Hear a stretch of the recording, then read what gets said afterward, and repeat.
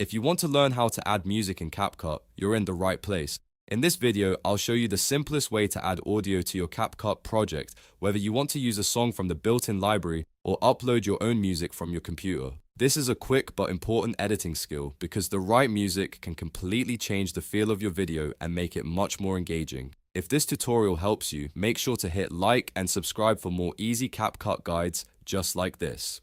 Alright, let's jump into it. First, open your CapCut project. Once your project is loaded, look at the top menu and click on Audio. This is where CapCut keeps all of the music and sound options you can use in your edit. After clicking Audio, you'll see different options available to you. If you want to use a song from CapCut's existing music library, you can browse through the available tracks and pick one that fits your video.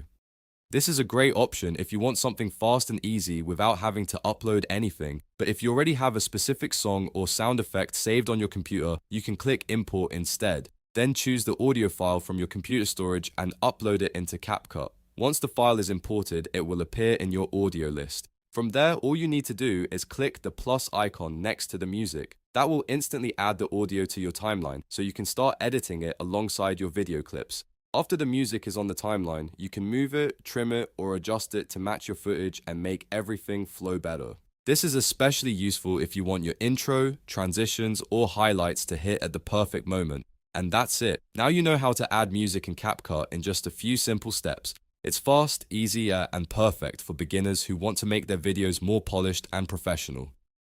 If this video helped, please give it a like, subscribe for more CapCut tutorials, and I'll see you in the next one.